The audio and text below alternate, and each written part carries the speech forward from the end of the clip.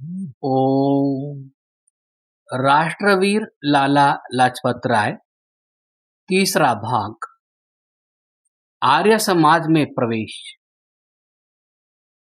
लालाजी के पिताजी पहले पहले आर्य समाज के विरोधी थे। विद्यार्थी जीवन में आपने लाहौर में ब्राह्म समाज की दीक्षा ली थी। कॉलेज में श्री पंडित गुरुदत्त जी व महात्मा हंसराज की संगत की रंगत ने जीवन की दिशा बदलने में सहयोग किया। लालाजी ने अपनी आत्मकथा में अपने एक और मित्र का उल्लेख किया है। उन्हें आर्य समाज में खींचने में इस मित्र का भी कुछ योगदान अवश्य रहा होगा। यह थे लाला लक्ष्मी नारायण बैरिस्टर। यह आर्य समाज लंदन के भी संस्थापक मंत्री रहे। इन्होंने ऋषि दयानंद को भी एक पत्र लिखा था। हो नहीं सकता कि इन्होंने लालाजी पर वैदिक धर्म का रंग न चढ़ाया हो।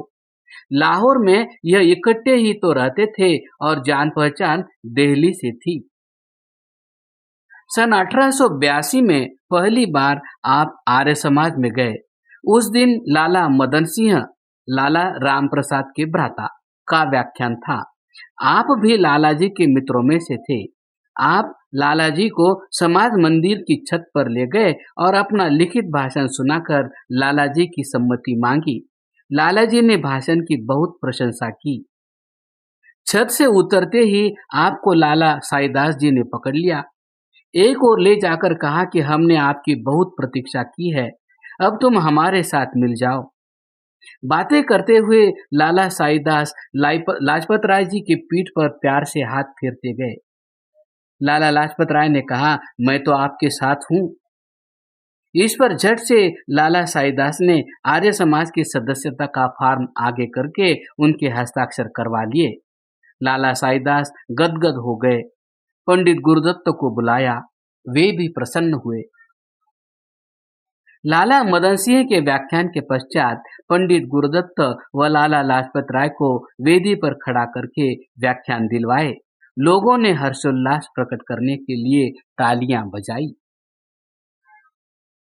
ऋषि दयानंद के विषपान से बलिदान का समाचार सुनकर युवक हृदय लाजपत राय को गहरा धक्का लगा। तब लाहौर में आयोजित शोक सभा के मुख्य वक्ता आप ही थे।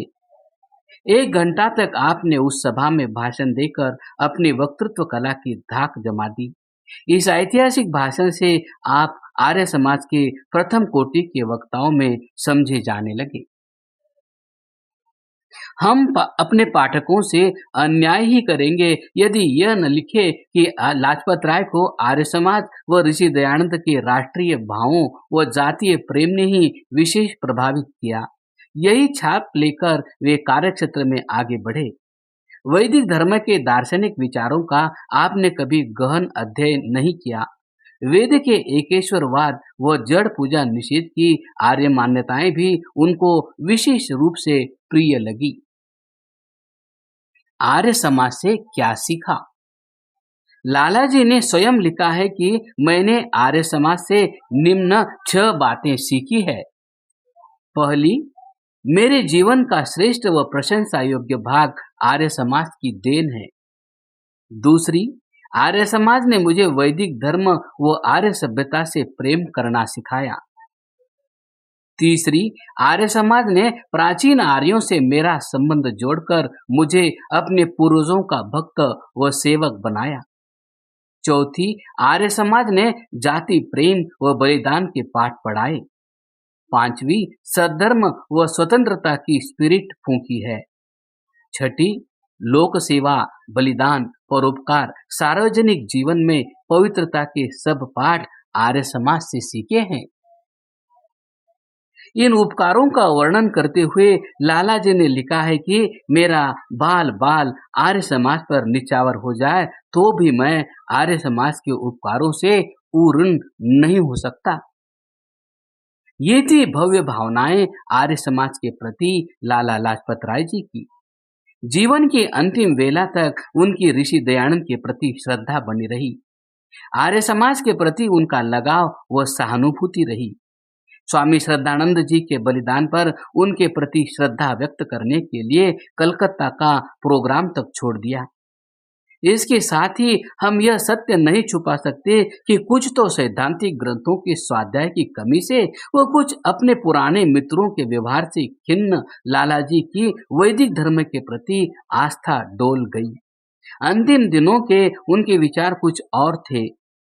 न तो वे आस्तिक रहे, न ही वेदों को ईश्वरीय वाणी मानते थे, और आपने अपना यज्ञोपवीत भी उतार दिया था। इस पर टिप्पणी करते हुए हमारा दिल दुखता है। दोष लालाजी का इतना नहीं जितना कि औरों का है। आध्यात्मिक भूख तो उनमें थी। इसी भूख को लेकर वे लोनावाला के कैवल्य धाम में स्वामी कुवलयानंद के पास भी गए थे। आश्चर्य होता है कि अंतस्थिति से बलवान इस बलिदानी आत्मा को भी परिस्थितियों का प्रवाह कहां से कहां तक ले गया। रोहतक व हिसार में आर्य समाज सेवा। लाला लाजपत राय में देश, धर्म व जाति सेवा के लिए अदम्य उत्साह था। वे अपने युवावस्था में देश व समाज की सेवा करने के लिए तड़पते थे। कभी कभी अपने व्यवस्था पर रोया भी करते थे। लालाजी ने रोहतक व हिसार से अपना सार्वजनिक जीवन आरंभ किया। वैसे तो राजकीय कॉलेज में पढ़ते ही वे समाज सेवा के कार्यों में समय देने लग गए थे। लालाजी ने स्वयं लिखा है कि 1884 ईस्वी में उनके पिताजी रोहतक में अध्यापक थे। आप तब मुख्तियारी करते हुए वकालत की परीक्षा की तैयारी करने लगे। लालाजी के रोहतक जाने से पूर्व ही वहां आर्य समाज स्थापित हो चुका था। आपने दिन रात एक करके आर्य समाज रोहतक में जान डाल दी। आर्य समाज आपके जाने से पहले सशक्त नहीं था। आपको आर्य समाज के मंत्री का कार्यभार सौंपा गया। दयानंद स्कूल लाहौर की स्थापना की जा चुकी थी। आपने रोहतक से पर्याप्त धन संग्रह करके इस कार्य हेतु भेजा। रोहतक में रहते हुए आपने ऋषि दयानंद जी का जीवन चरित्र लिखने का विचार बनाया। आर्य समाचार मासिक मेरठ में आपका एक पत्र छपा मिलता है। आपने देश भर के आर्य लोगों से ऋषि जीवन की घटनाएं भेजने के लिए प्रार्थना की, परंतु ऋषि दयानंद सरीखे महापुरुष के घटनापूर्ण जीवन की सामग्री ऐसे प्राप्त होना असंभव था। यह कार्य तो पंडित लेखराम सरीखे आग्नेय पुरुष के पुरुषार्थ की वाट जो रहा था। लालाजी ने कुछ वर्षों के पश्चात महर्षि दयानंद पर एक पुस्तक लिखी व प्रकाशित करवाई, परंतु सन 1885 में पर्याप्त सहयोग के बिना अथवा आप द्वारा पंडित लेखराम समान पथिक न बन सकने के कारण आपकी यह इच्छा पूरी न हो सकी। सन 1886 में वकालत की परीक्षा में उत्तीर्ण होने पर आप हिसार आ गए। यहाँ आते ही कुछ मित्रों को साथ लेकर आपने आर्य समाज की स्थापना कर दी। आपको ही आर्य समाज हिसार का मंत्री बनाया गया। आपके पुरुषार्थ व परमार्थ से यह समाज देश भर की अग्रणी संस्थाओं में गिना जाने लगा। लाला लाजपत राय, श्री चूड़ामणि, लाला चंदूलाल, श्री हरिलाल व डॉक्टर रामजी लाल आपके विशेष सहयोगियों में से थे। लालाजी हिसार में रहते हुए आसपास के समाजों में भी प्रचारार्थ जाया करते थे। सद्धर्म प्रचारक में छपे एक समाचार से पता चलता है कि एक बार हांसी आर्य समाज में व्याख्यान देने गए तो उस समाज ने प्रति सप्ताह एक विद्वान को हांसी भेजने की प्रार्थना कर दी। लालाजी की प्रेरणा से आर्य समाज हिसार ने हांसी में एक विद्वान भेजने की व्यवस्था कर दी। यहीं आपके दो भाइयों का उपनयन संस्कार हुआ था। उन दिनों आर्य समाज हिसार के सदस्यों ने एक निर्णय लिया कि सब सभासदों को संध्या कंठस्थ करनी होगी और रविवार को आर्य समाज के साप्ताहिक सत्संग में संध्या सुनानी होगी। जो सभासद संध्या न सुना सकेगा उसे दंड भुगतना होगा। आर्य समाज के आरंभिक काल की यह श्रद्धा व लग्न आर्य समाज की विशिष्टता थी। इस विषय में प्रकाशित कई समाचार सद्धर्म प्रचारक के पुराने अंकों में मिलते हैं। 24 अगस्त 1889 के एक अंक में लाला लाजपत राय का एक पत्र प्रकाशित हुआ था। इससे पता चलता है कि अधिकांश सदस्यों ने संध्या सुना दी। केवल एक सदस्य ने इस निर्णय का अर्थात दंड देने का विरोध किया, परंतु उसने भी कहा कि वह संध्या सुना देगा। लाला जी ने स्वयं लिखा है कि बहुत बार समाज में केवल लाला जी व उनका मुंशी ही आया करते थे, फिर भी लाला जी उपदेश प्रवचन करते। श्रोता एक ही लाला जी का मुंशी होता था। इसे हम श्रद्धा का चमत्कार ही तो कहेंगे। पाठक यह मत समझे कि लाला जी व उनके साथियों ने केवल हांसी आदि नगरों में ही वैदिक धर्म का प्रचार करवाया। जिला के ग्रामों में अशिक्षित पिछड़ी जनता व कृषक भाइयों तक वैदिक धर्म का संदेश पहुंचाया गया। ग्रामीण लोग इनके व्यवहार से प्रभावित होकर वैदिक धर्म के दीवाने बन गए।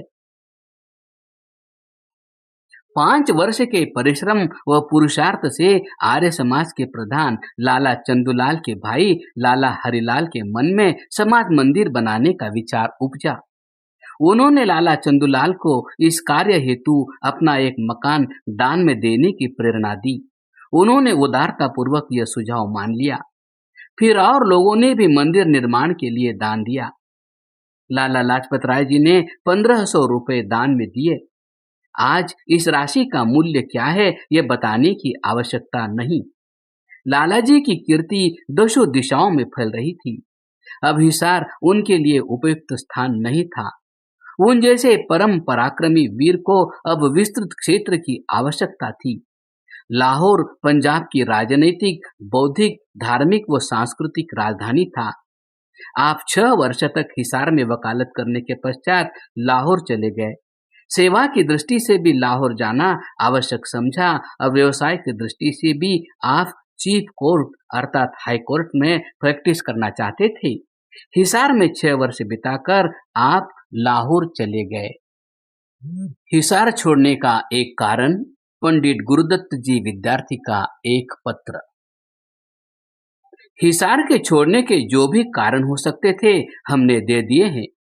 एक और भी कारण था जिसकी ओर अधिकांश जीवनी लेखकों का ध्यान ही नहीं गया। लाला जी के मित्र व सहपाठी श्री पंडित गुरुदत्त ने 22 जुलाई 1886 को लोकोपकार की दृष्टि से एक पत्र लिखकर उन्हें लाहौर को ही केंद्र बनाने की प्रेरणा दी। वह ऐतिहासिक पत्र हम यहाँ देते हैं। इस पत्र का लाला जी पर निश्चित रूप से प्रभाव पड़ा। देश धर्म पर सर्वस्व निछावर करने वाले पंडित गुरुदत्त के इतने प्रेरणाप्रद व भावपूर्ण पत्र का प्रभाव पड़े बिना नहीं रह सकता था। पत्र इस प्रकार से है। Lajpat Rai, can you not think of a more permanent scheme of ameliorating your country? What are you doing at Hisar or Rohtak? Life is not worth living in the way you seem to lead it. Have you any warm friends to enjoy there? Be happy and blessed if such be the case. Have you any prospect of bettering your country there? I must not be too perverse in my mind if I could think of it. Have you any chance of obeying the impulse of your nature, of cultivating your gifts, your once charming oratory, now crestfallen, feminine, unmanly voice to supplant the former? I think well of your circumstances and if possible devise to do good to your country. इसी पत्र में आगे लिखा है, Fame is a wonderful impetus, but my dear sir, don't pant after fame. Do solid good to your country without showing yourself more than you deserve. Work silently and then the fame of posterity shall be your reward. The present generation is not the generation at whose hands you should crave the boon of being admitted into the temple of fame. Woe to him who vainly desirous of fame pursues the goddess with phantom presents. अर्थात लाजपत राय, क्या आप अपने देश के उत्कर्ष अथवा सुधार के लिए किसी स्थायी योजना का विचार नहीं कर सकते? आप हिसार या रोहतक में रहकर क्या कर रहे हैं? जिस प्रकार से आप जीवन बिता रहे हैं, वो जीने का कोई वांछनीय उद्देश्य नहीं है। क्या वहाँ आपके कोई अभिन्न मित्र हैं, जिनकी संगत का आपको आनंद प्राप्त होता है? यदि ऐसा है, तो यह बड़ी आनंदप्रद व सौभाग्य की बात है। क्या वहाँ निवास करते हुए आपको स्वदेश के सुधार की अधिक आशा हो रही है? यदि मैं ऐसा सोच सकूं, तो फिर मुझे अधिक निराश होने की आवश्यकता नहीं है। क्या आपको अपनी सहज प्रवृत्तियों की आज्ञा मानने, ईश्वर प्रदत्त गुणों को विकसित करने, आपकी अनूठी वक्तृत्व कला जो अब सर्वथा शांत निर्बल हो चुकी है, उस वाक् सरसता को पुनः पूर्व सदृश करने, पुनर्जीवित करने की आशा है? मैं आपकी स्थिति का पूरा पूरा विचार करता हूँ। अतः यदि संभव हो तो देशोत्थान की युक्तियों पर विचार करना चाहिए। यश से बढ़कर कुछ भी उत्साह बढ़ाने वाला नहीं है, परंतु मेरे प्रिय बंधु, कीर्ति के पीछे भूखे प्यासे होकर मत लगो। देश हित में कुछ ठोस कार्य कीजिए। अपनी पात्रता से अधिक स्वयं को मत दिखाओ। चुपचाप सेवा करते चलो। भावी पीढ़ी आपका यशोगान करेगी और यही आपका पारितोषिक होगा। आपको वर्तमान पीढ़ी के द्वारा कीर्ति देवी के मंदिर में प्रविष्ट होने की लालसा नहीं करनी चाहिए। उस व्यक्ति पर शोक है जो यश की निरर्थक इच्छा से कीर्ति की देवी का भ्रामक मनोभावों के उपहार के लिए पीछा करता है। हिसार के सहयोगी सच्चे मित्र। हिसार में लाला जी सबसे बड़े वकील माने जाते थे। यहाँ आपकी आय 17,000 रुपए वार्षिक तक पहुंच गई थी। उस युग में इतनी कमाई बहुत बड़ी मानी जाती थी। लाला जी ने स्वयं लिखा है कि मैंने हिसार के 6 वर्ष के कार्यकाल में कम से कम 70-80 सहस्र रुपए कमाए होंगे। जी भरकर दान भी किया, यश पाया, मान सम्मान पाया, परंतु सबसे बढ़कर जो कमाई उन्होंने हिसार में की, वह थी उनकी मित्र मंडली। मित्र तो उनके देश भर में थे, परंतु जिन मित्रों के साथ वे कंधे से कंधा जोड़कर वे कार्य करते रहे, वे सब उनके देश निकाले के समय उनको छोड़ गए। यह कहानी तो हम आगे कहीं लिखेंगे। लाला जी ने स्वयं कृतज्ञ हृदय से, भाव भरित हृदय से यह लिखा है कि जब मेरे सब मित्र मुझे छोड़ गए, हिसार के लाला चंदूलाल ने तब भी मुझे न छोड़ा। ये कोई साधारण बात नहीं है। इसलिए हम यहाँ लाला जी की हिसार की मित्र मंडली की अति संक्षेप से चर्चा करेंगे। लाला चंदूलाल जी, आप 1806 से लेकर 1909 ईस्वी तक आर्य समाज हिसार के प्रधान रहे। आप अपनी मृत्यु तक प्रत्येक सुख दुख में लाला लाजपत राय के साथ रहे। 1909 में आपका निधन हो गया। आप अल्पशिक्षित थे, थोड़ी संस्कृत जानते थे, हिंदी उर्दू का भी ज्ञान था। दूसरों के दुखों को बांटने को सदा तैयार रहते थे। विपदाग्रस्त कोई भी क्यों न हो, सबको यथाशक्ति सहयोग करते थे। जब से आर्य समाज से जुड़े, सदाचार पूर्वक जीवन बिताने का प्रयास किया। आप दानी भी थे, उदार व साहसी समाज सेवी थे।